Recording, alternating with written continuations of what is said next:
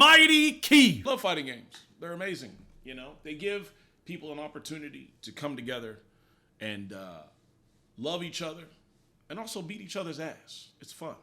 It crafts a community over the years that people of all different walks of life can be a part of, right?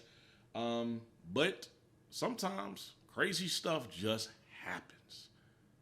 EVO has been purchased. I want to say the news broke maybe about a week ago.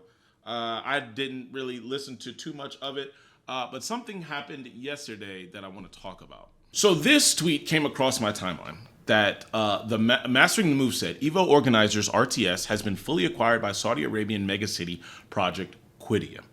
I didn't know who got EVO. Originally, EVO was bought by like Sony Interactive and I think Pokimane. Crazy random, I know. But PlayStation had like a big stake in it.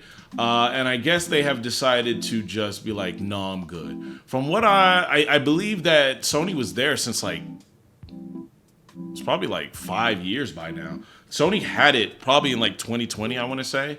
And then they were just like, okay, yeah, let's start pushing this stuff out. I think EVO was there for a good amount of time with EVO with PlayStation, but now they're just like, no, we're good. We're gonna head out.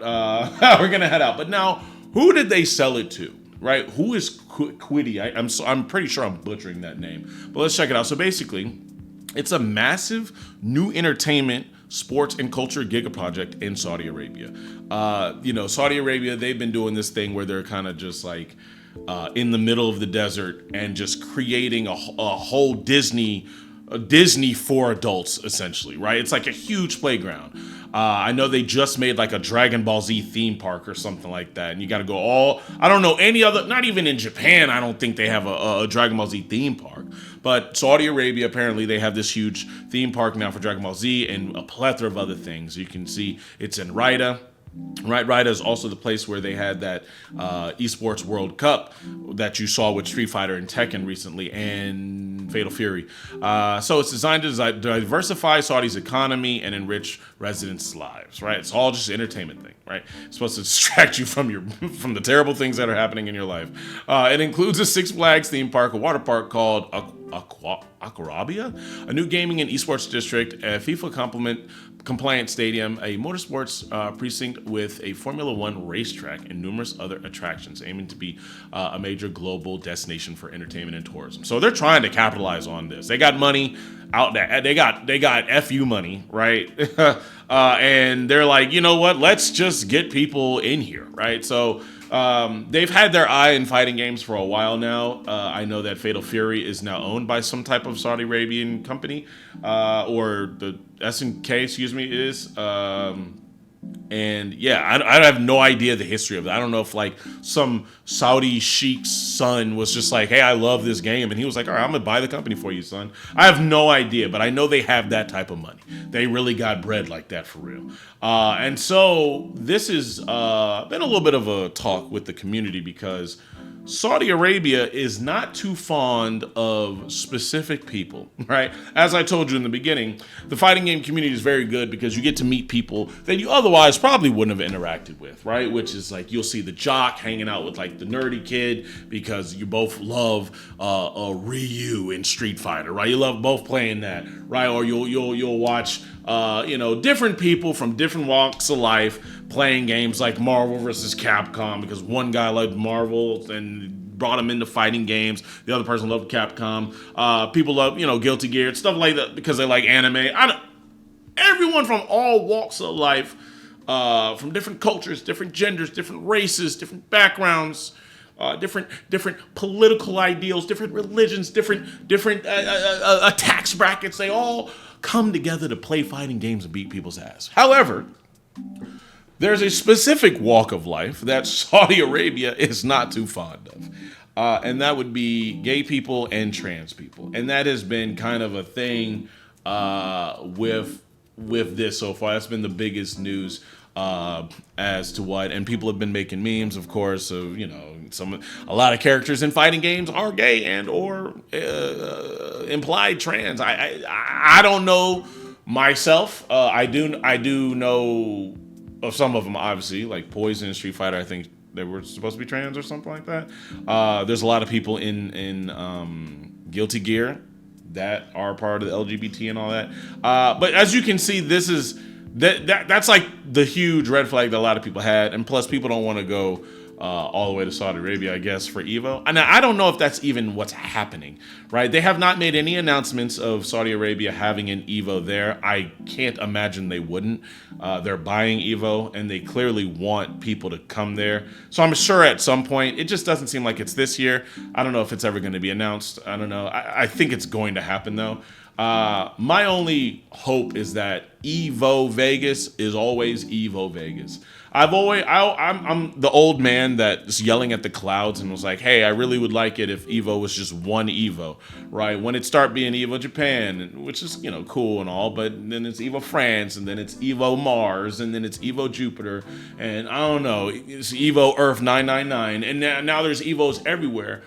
In my opinion, it kind of diminishes the, not the EVO experience, because the EVO experience is always top notch, but like, I guess, what it means to be like an EVO champion if it becomes something that is multiple times, right? It's like, dang, can you imagine like going to the Super Bowl, right? Tom Brady versus Mahomes. Mahomes loses, but then, I don't know, in 4 months, Mahomes goes back to the Super Bowl and is now a champion because he fought somebody, he fought somebody else because Tom Brady retired. And it's just like, well, dang, it kind of diminishes the fact, the win, I guess, because it's like so many opportunities now. But again, listen, it's a community, as I've stated, and whatever's best for the community, that's what I would go for, right? Not my personal beliefs, my personal hopes, not any individual hopes, what the community wants. And I don't know how everyone in total is feeling about this, but yeah, kind of got off in the weeds anyways. But anyways, yeah, Sony has taken up this, and this is kind of the talk right now. Sonic Fox has been very vocal about his disdain towards Saudi Arabia acquiring EVO because he believes that they are not too fond of him and the marginalized group of gay people and trans people. And yeah, so that's kind of the talk right now. But also, I wanted to kind of look over this, right? So it says Quiddia fully acquires Evolution because originally, I do believe this was created on August 21st, right? So this is the one that was like a week ago where it said multi-year partnership with Quiddia and Sony Interactive Entertainment and new ownership of EVO by Nodwin Gaming. Though the weird part is like, this was, okay, you're working with Quiddia. Cool, we know they want to be in there. But essentially it looks like it was going to be sent to Nodwin Gaming. But now it looks like it's fully acquired by the Quiddia. Again, I'm pretty sure I'm saying Quiddia wrong or whatnot. But let's just start with what it was originally, right? So it looks like Sony Interactive has sold its stake in EVO to Nodwin Gaming, a company backed by Sony Entertainment's parent, Sony Group Corporation. What? Sony sold its stake of EVO to Nodwin Gaming, who is also owned by Sony Interactive's parent, Sony Group Corporation. What? So they sold it to themselves? Isn't that illegal? No, it's probably not. When it comes to stuff like that, bro, I don't know what's considered fraud or what, but that's okay. So does Sony then still own it if they just sold it? Sony will become a new global sponsor. SIE will become a new global sponsor of EVO through 2028 and will continue its commitment to the fighting game community through the PlayStation Tournament platform and key products currently in development that appeal to fighting game players. When SIE acquired EVO alongside RTS in 2021, okay, it's been 4 years then. Our goal was to help the EVO community grow and spotlight the skills and passion of fighting games fans on a global stage, said Phil Rosenberg, SVP and Head Global Partner Development and Relations at Sony Interactive Entertainment. As SIE transitions to become an EVO sponsor. Okay, so they're still going, Sony's still going to be interactive with EVO. This I'm still confused with though, because wouldn't this mean, so Sony Interactive does not own EVO anymore, but Sony still owns EVO if Nodwin Gaming It's still. Oh no. Okay. So Nodwin Gaming is backed by Sony Group Corporation. I understand. So they probably pour the money in. Nodwin Gaming might be its own thing. Okay. So again, this is, I think, old news. This is going to be what is updated. I believe we're going to get into both, though, just so we can have full context. So, new co-owner Nodwin Gaming is a leading name in the South Asian gaming, esports, and youth entertainment industries, with EVO complementing its wide range of properties. EVO built by a team who's authentic. Okay. Quiddia, which becomes a global partner. Oh, we already went over that. Okay. So, yeah, this is just basically going over backgrounds of both companies. So, I want to see what this is now, because this is the most updated thing, because this was yesterday.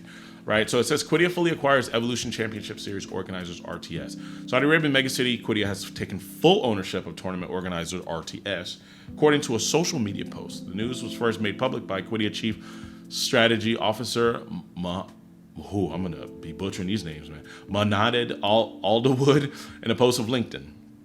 On LinkedIn. Financial terms of acquisition were not disclosed, though. RTS is best known as the organizer of the popular fighting game championship series, Evolution Series. On August 31st, it was announced that India-based Nodwin Gaming has acquired Sony Interactive Entertainment stake in EVO for an undisclosed amount, with the company moving from ownership to a role becoming a sponsor. So Sony is still going to sponsor, but they don't own anything anymore. They're like, forget it. We'll give you some money, but we ain't got nothing to do with this anymore. In the same announcement, Quiddia announced that it has invested an undisclosed amount in EVO co-owner as well. Quiddia served as a global EVO partner of EVO in 2024. It is unclear if Quiddia had already closed the full transaction at that time the news was reported, as the company did not indicate it had taken full ownership of RTS. Okay, it says both Quiddia and Nodwin opened up offices in New York City in year to conduct business North American companies. Okay, this didn't really give me any more information. It looks as though... Oh, okay. I'm sorry. I'm slow. I put it all together now. Quiddia owns the tournament organizers, RTS. Nodwin only acquired whatever shares Sony Interactive had. That's how that works. Business is weird. Ownership of business is weird. People could have full ownership of something, but then there's other people that have dictate what actually happens. It's really weird. But I understand it now. Okay, so they basically bought out the organizers, or RTS, while Nodwin Gaming acquired whatever shares Sony Interactive had. Okay, so yeah, that's kind of what's happening right now. Rick is the general manager of EVO. Great guy, actually. I've talked to him only a few times, but all of the few times that we've talked, I've seen him in person a few times. Of all the times we've talked, been a great dude. And he's been the general manager of EVO for quite some time. I don't know exactly how long, but he's been a good guy. I think he's a good guy. And, he made his boast, right? He said, everything I've worked on in fighting games has been with the ambition of bringing our communities together. Inclusivity, community, and connectivity matter to me. It's deeply personal that they remain part of what I work on, and that the future of EVO respects that. So that was pretty much, in my opinion, a response to the negativity that, negative backlash of EVO getting bought by Saudi Arabia, knowing that Saudi Arabia is, or at least their ideals or religion or I don't know, their culture is harsh to people of the LGBT community. That's kind of what the anger is stemming from. And then you'll have a side that's kind of upset that fighting games are not grassroots as much anymore, right? Fighting games are not grassroots anymore.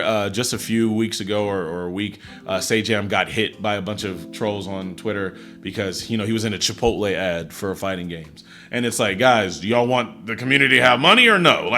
Y'all want to be stressing, playing, y'all want to be investing hundreds of hours into a fighting game, going to a tournament, possibly win, right? And then get $5 and a handshake? No, these companies, they need money to make this a career. You need money.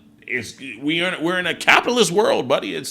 We're not communists. We're in a capitalist society. You're going to things like ads are going to be a thing, right? To fuel companies to give out money.